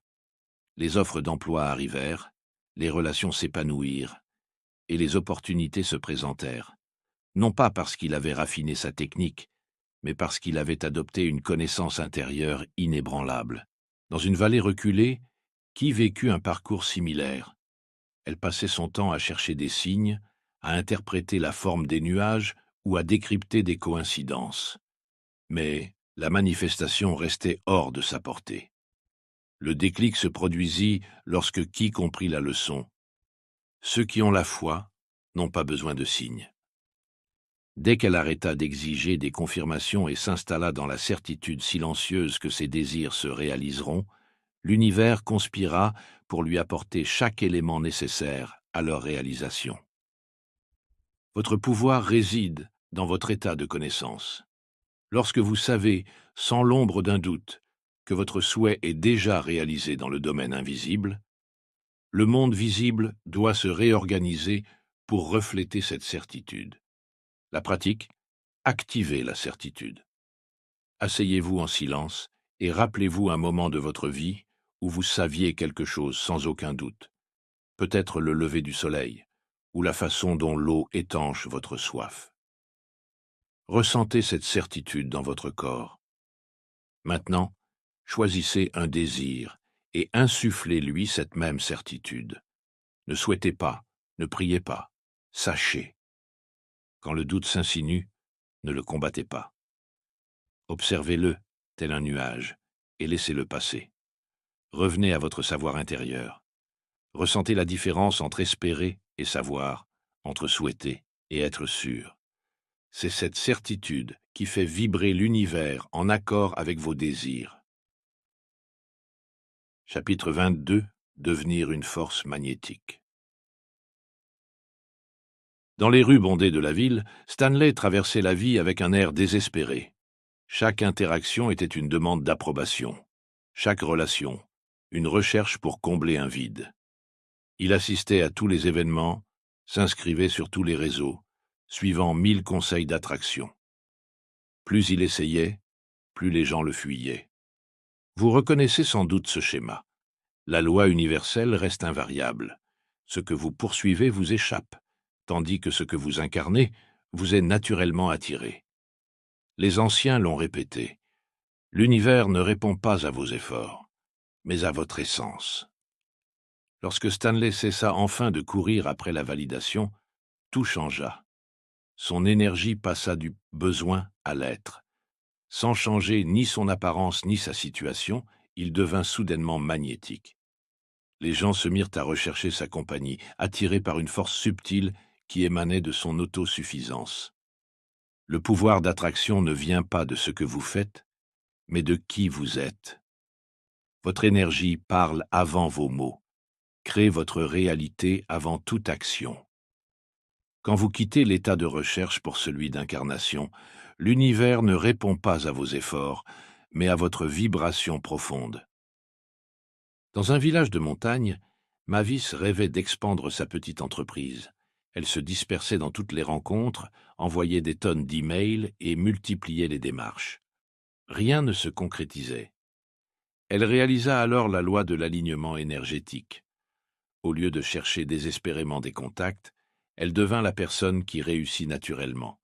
Elle rayonna l'énergie de la réussite, agissant avec l'assurance de quelqu'un qui sait déjà qu'il est soutenu. Comme par magie, les bonnes personnes et les bonnes opportunités vinrent à elle. La pratique pour changer votre signature énergétique. Trouvez un endroit calme et fermez les yeux. Ressentez l'énergie du besoin, de la recherche, de la tentative d'attirer. Remarquez sa lourdeur, sa contraction. Puis, dirigez-vous vers l'énergie d'avoir, de rayonner, de simplement être ce que vous désirez manifester. Ressentez à quel point cette énergie est légère, ouverte, expansive. Tout au long de la journée, lorsque vous retombez dans la quête, faites une pause. Respirez et réalignez-vous sur l'état d'être. Laissez votre présence devenir un aimant qui attire spontanément ce qui résonne avec votre pouvoir authentique. Ce n'est pas une technique, mais une vérité à incarner. L'univers ne répond pas à ce que vous voulez, mais à ce que vous êtes. Chapitre 23. L'équilibre entre l'abandon et l'action inspirée. Au cœur d'une ville trépidante, Milton était pétrifié dans son appartement.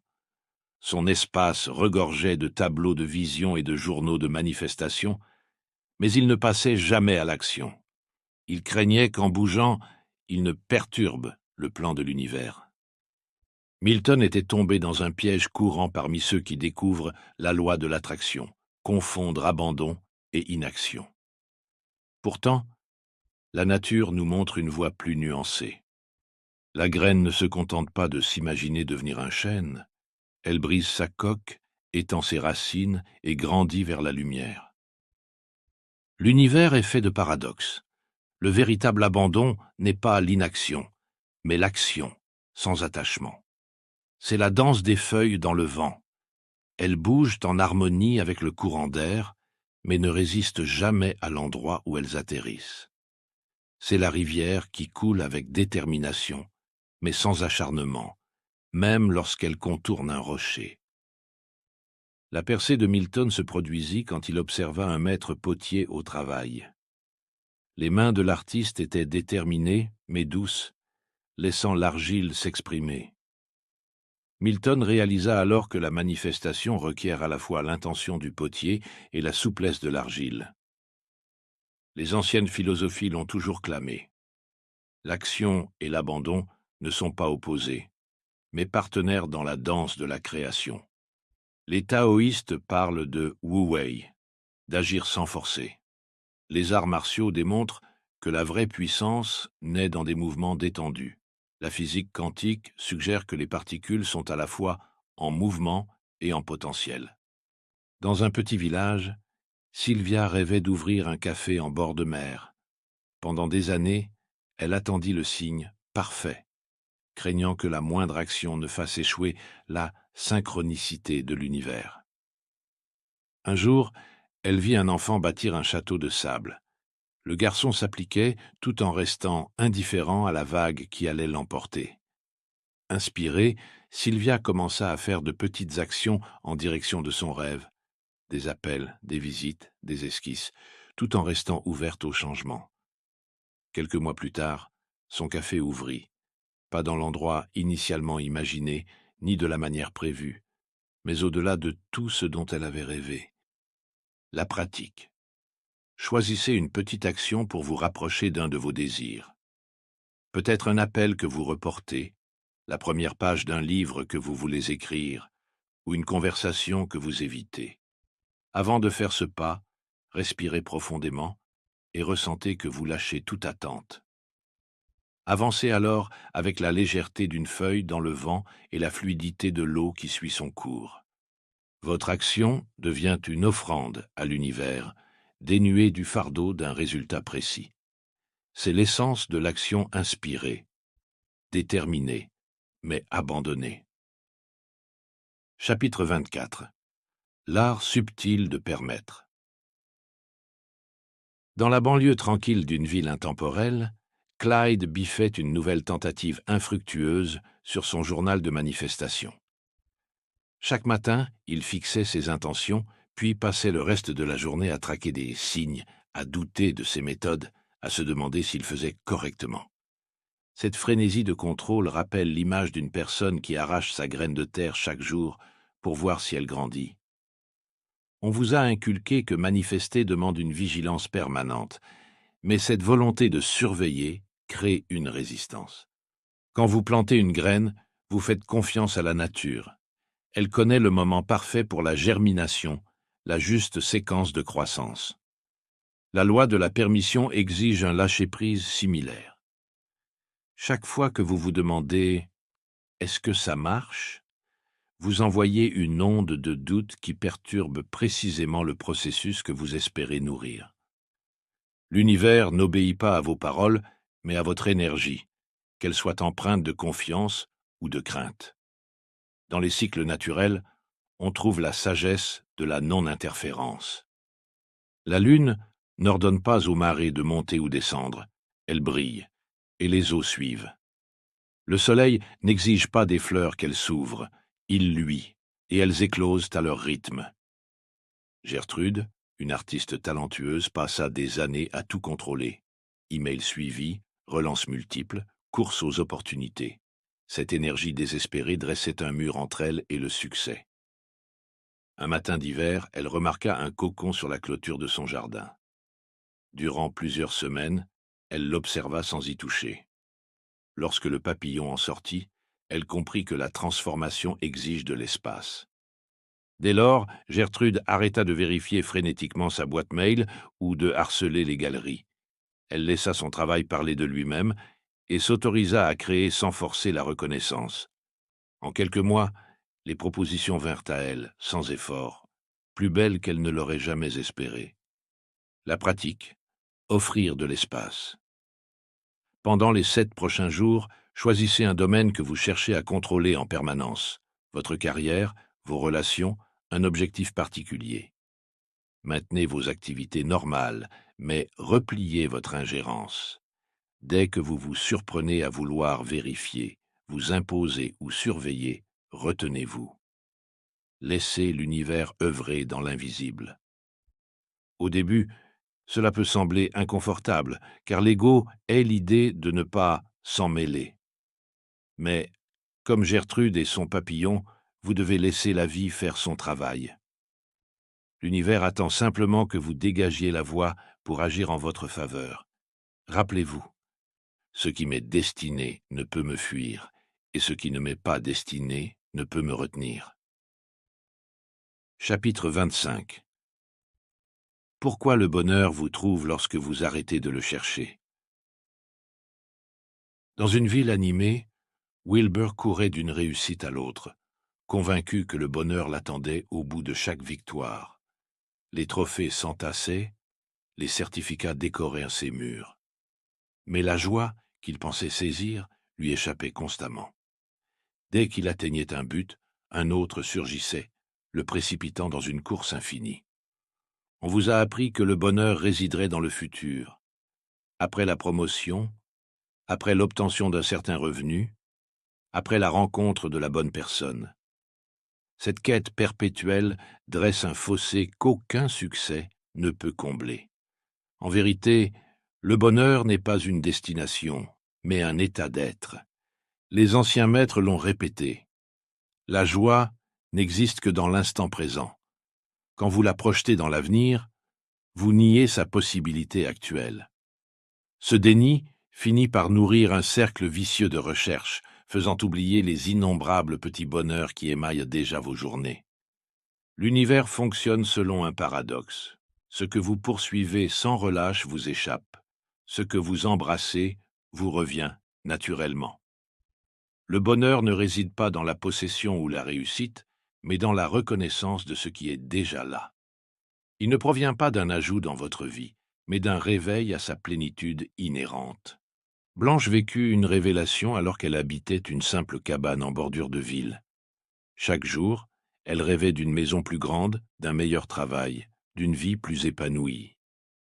Puis, un matin, la lumière du soleil traversa sa cuisine rudimentaire, transformant son espace modeste en un temple de rayons dorés.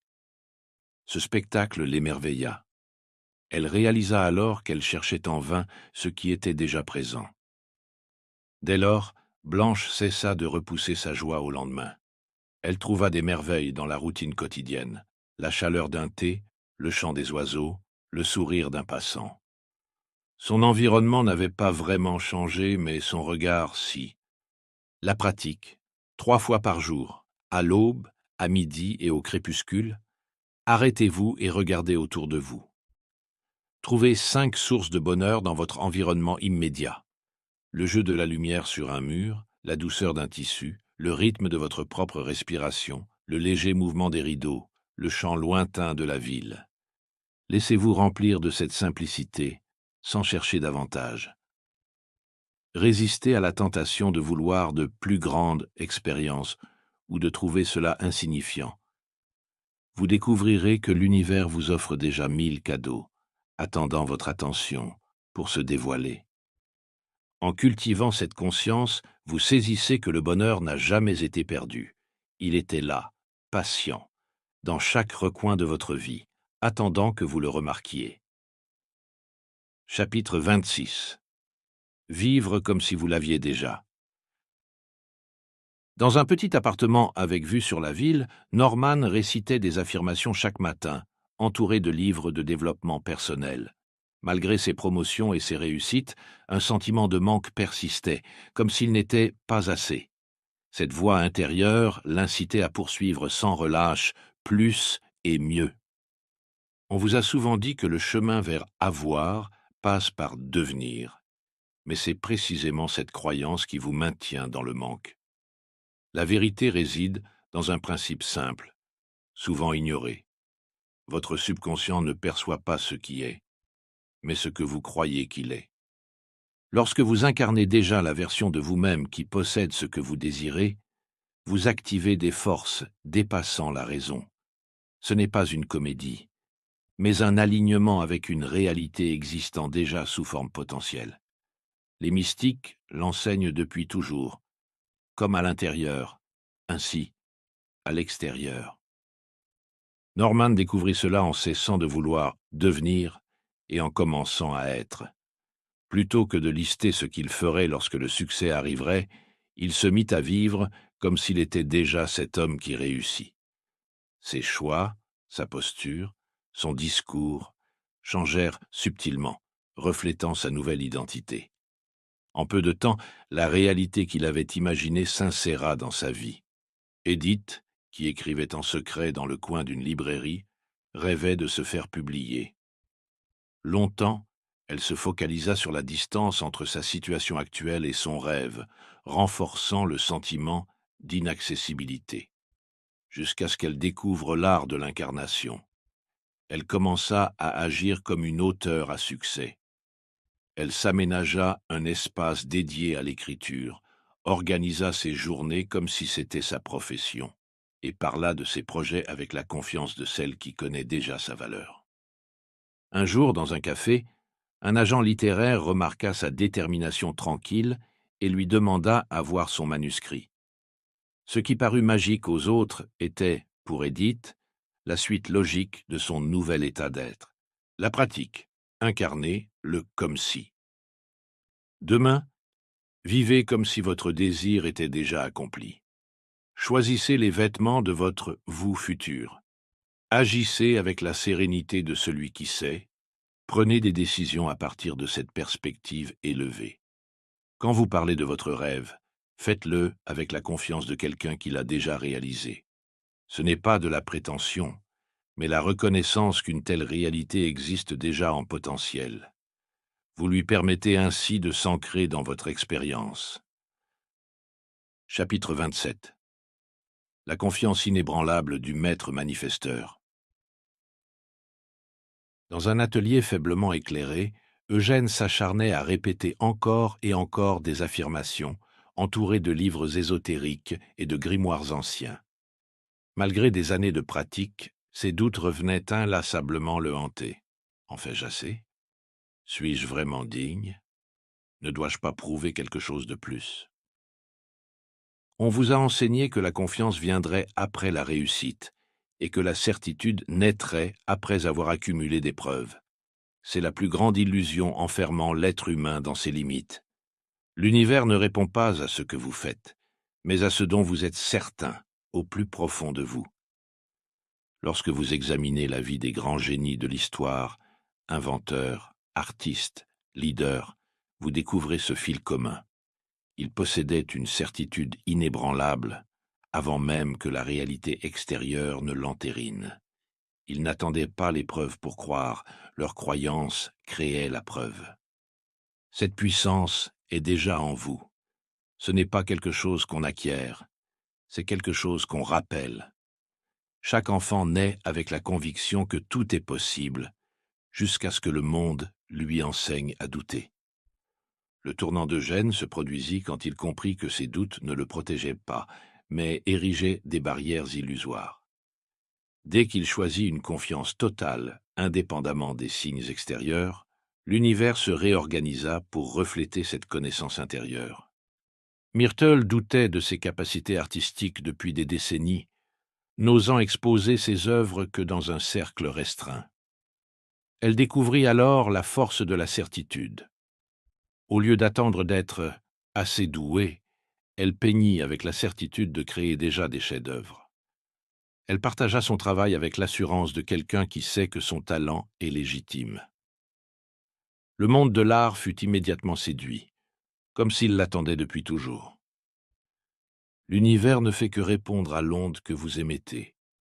La pratique. Pendant les prochains jours, choisissez un désir et incarnez la certitude absolue de sa manifestation. Ôtez toute trace de doute dans vos pensées, vos paroles, vos actions. Lorsque le doute se présente, ne le combattez pas, observez-le passer comme un nuage. Parlez de votre désir comme s'il était déjà accompli. Agissez avec cette confiance tranquille qui naît de la connaissance et non de l'espoir. Ce n'est pas la réalité qui façonne votre certitude, mais votre certitude qui façonne la réalité. Chapitre 28. Le chemin de moindre résistance. Dans une forêt dense, Archibald avait passé d'innombrables heures à élaborer des projets d'affaires de plus en plus complexes. Chaque jour, de nouvelles stratégies et de nouvelles campagnes marketing s'ajoutaient à ces tableaux. Pourtant, la réussite le fuyait encore et toujours. On vous a appris à croire que la réussite exige la force et que le succès récompense la lutte. Pourtant, observez la nature. L'eau façonne des montagnes, non pas en les percutant, mais en suivant le chemin de moindre résistance. La foudre descend toujours par le trajet le plus aisé. La lumière parcourt la voie la plus rapide dans l'espace. L'univers est régi par l'élégance, non par la contrainte. Lorsque vous vous alignez sur cette vérité, vous accédez à une force bien plus grande que la simple force de volonté. Votre rôle n'est pas de faire arriver les choses, mais de permettre qu'elles se produisent avec une grâce naturelle. Le principe de moindre résistance est présent dans chaque parcours de réussite, même si peu le reconnaissent comme tel. Ceux qui semblent réussir du jour au lendemain ont en réalité appris à suivre le courant de la vie plutôt que de s'y opposer. Velma l'illustre dans sa propre aventure d'entrepreneur. Elle s'épuisait à concurrencer les grandes enseignes, multipliant les plans de communication agressifs et travaillant 16 heures par jour. Pourtant, ses efforts acharnés ne payaient pas, jusqu'au moment où elle s'abandonna à la simplicité. Au lieu de combattre les tendances du marché, elle suivit les signaux subtils de sa clientèle et accueillit les opportunités qui se présentaient naturellement. En quelques mois, son entreprise gagna en renommée, non pas grâce à ses efforts frénétiques, mais par l'authenticité et la fluidité qu'elle dégageait. La pratique, la moindre résistance. Choisissez une décision importante à prendre. Plutôt que de la disséquer dans tous les sens ou de forcer une issue, offrez-vous un moment de recueillement silencieux. Demandez-vous, quel chemin semble le plus naturel, le plus fluide? Durant toute une journée, ne prenez vos décisions qu'en suivant la facilité. Notez comment l'univers vous soutient lorsque vous optez pour la simplicité et l'alignement. Rappelez-vous que la nature n'a pas besoin de forcer pour accomplir des merveilles. Les rivières creusent des canyons, les étoiles brillent dans le ciel et les montagnes se dressent sans fracas. Votre pouvoir ne réside pas dans le fait de combattre le courant, mais de vous laisser porter par son flot. Chapitre 29. L'étape finale. Dans une ville animée, Raymond s'accrochait à ses plannings et à ses agendas, comme s'il pouvait te protéger de la peur du futur. Chaque matin, son esprit se noyait dans les scénarios catastrophes. Et si tout s'écroulait? S'il faisait fausse route? Pour conjurer ses peurs, il bâtissait des défenses encore plus complexes, mais ces remparts devinrent sa propre prison. On vous a dit que la préparation prévient la douleur, mais c'est l'illusion la plus puissante qui soit. En cherchant à fuir ce qui vous effraie, vous créez la résistance qui matérialise vos pires craintes. Quand vous vous abandonnez totalement à toutes les possibilités, un phénomène extraordinaire se produit. La peur perd son emprise. Ce n'est pas de la pensée positive superficielle, mais une loi inhérente à l'existence. L'univers ne répond pas à vos barrières, mais à votre ouverture. Dans l'abandon complet, vous trouverez la force absolue. Observez l'eau, encore une fois. Elle est invincible, non pas par la force, mais par sa malléabilité. Elle épouse toutes les formes, elle accepte tout, sans jamais se briser. C'est votre état naturel. Doris vécut une crise majeure, la perte de son emploi, de sa maison, de sa relation amoureuse. Elle se retrouva face à son plus grand effroi, la perte totale de contrôle. Alors qu'elle se tenait dans ce vide, elle fit le choix de s'ouvrir complètement à l'inconnu. Elle cessa d'essayer de tout anticiper, de tout gérer. Dans cet abandon, elle découvrit l'invulnérabilité. Quelques mois plus tard, des opportunités inattendues affluèrent, une reconversion professionnelle inespérée, une relation amoureuse profonde, une nouvelle demeure plus belle que la précédente. Mais la plus grande victoire fut la paix inaltérable qu'elle trouva au cœur même de l'incertitude. La pratique, l'abandon, sans peur. Dans un lieu calme, laissez venir à votre esprit votre plus grande peur, celle qui vous hante. Abandonnez toute volonté de la chasser ou de la contrôler. Offrez-lui l'espace d'exister pleinement. Ressentez-vous devenir comme l'eau, souple, réceptive à tout.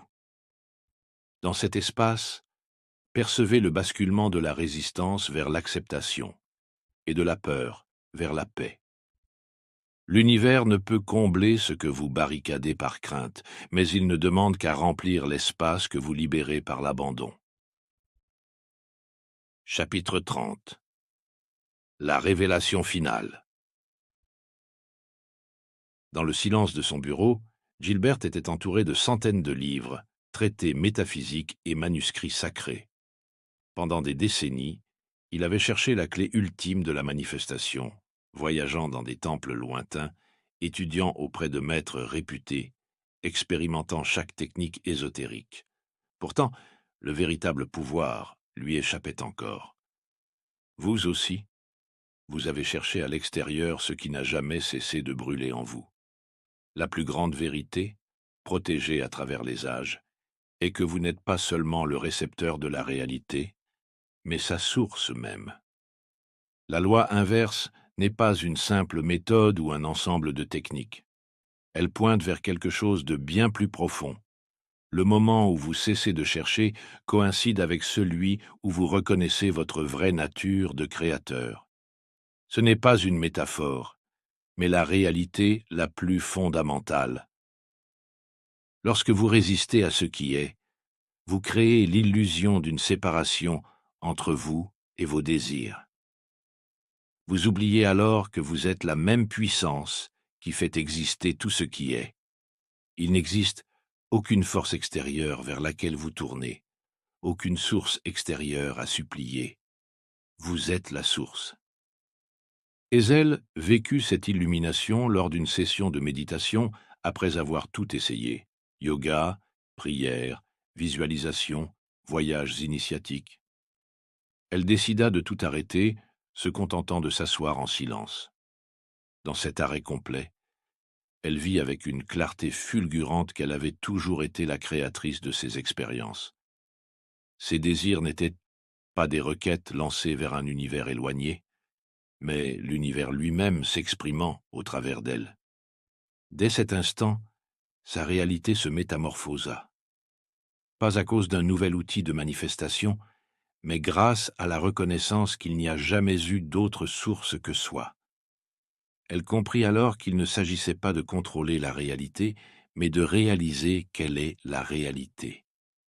La déclaration du Créateur. Asseyez-vous dans le silence le plus total. Percevez la présence immuable de votre conscience, témoin de tout depuis votre naissance.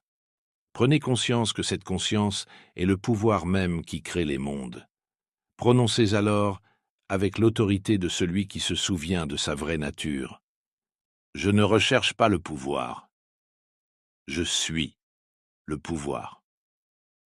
Je n'attire pas la réalité, je la crée, et nouvelle aube, voyez comment le monde répond, comme un écho, à votre souveraineté retrouvée.